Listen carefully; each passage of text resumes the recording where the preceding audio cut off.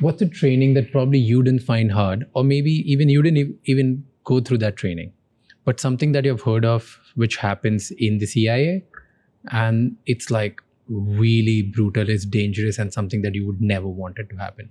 In professional intelligence, it's nothing like the movies. And when people try to tell you a story that sounds like the movies, it's a good chance that the story isn't real.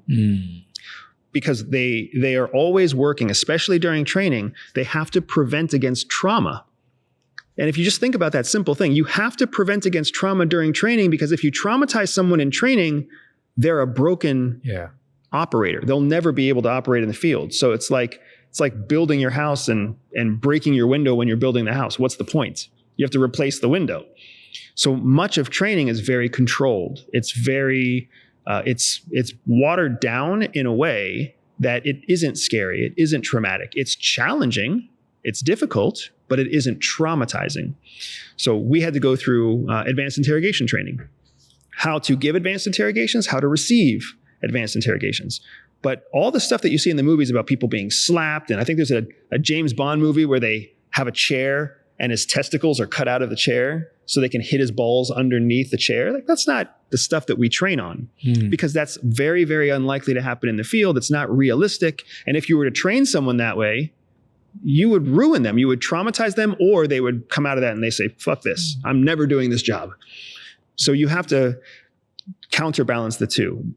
I say that because I want to make sure people understand that when you use the word brutal, most training isn't brutal. The real world is brutal. Training is not. Training is difficult and challenging to prepare you for a brutal reality.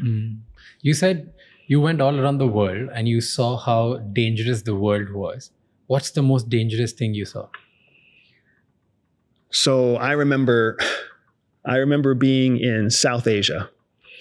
And there are these gangs of kids in South Asia that you think that they're just beggar kids. You think that they're just like homeless kids begging, but they're actually all managed by an adult who's almost like a pimp or a manager for the kids. And their job is to go out and beg from tourists, beg from locals, bring their money back, give it to their master, and then their master gives them food, right? Because the kids can't use the money without the master.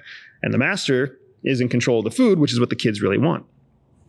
Well, sometimes the master also coordinates with gangs. So then the kids can actually go out and funnel people into an alleyway, or they can get people into a group. And then a gang of adults can come up and actually mug the people. And I've seen this in Africa. I've seen this in South Asia. And it's a very scary thing, because the people who are being rounded up don't know it's happening. So here's 20 laughing, giggly kids who all come out of like a corner, and they'll put 5 tourists into a circle. And the tourists are like giving away dollars and giving away candy or whatever else. And then you'll have this group of 7 or 8 adults come out with knives, tire irons, poles, axes, whatever, and they will mug the adults. And they'll take their watches, take their passports, take their credit cards, take their money. And if anybody tries to resist, they make an example out of them. So somebody says, hey, you can't do this. And they hit him over the face with an axe. And then all of a sudden he's got a big split in his face. And I watch this stuff happen all over the world, but particularly in third world countries. I watch this stuff happen. And the hardest thing is you're trained not to intercede, because you're in that country illegally. You're there undercover. Your passport is not yours. Your driver's license not yours. Everything's fraudulent. So you can't get involved, because if you get involved, you're going to have to do a police report. You might get interrogated. You might get questioned about what you saw, and none of your cover is going to hold up. So you watch these things happen to innocent people. Sometimes you watch them happen to people that you don't like anyways. I've watched Russians get mugged in foreign countries, and it doesn't make me feel better that they're Russian, right? It makes me still feel like they didn't realize what was happening to them. Thank you so much ये clip and तक देखने के लिए. अगर आपको और भी ऐसी क्लिप्स देखनी है तो राज शमानी क्लिप्स चैनल को सब्सक्राइब कर लीजिए.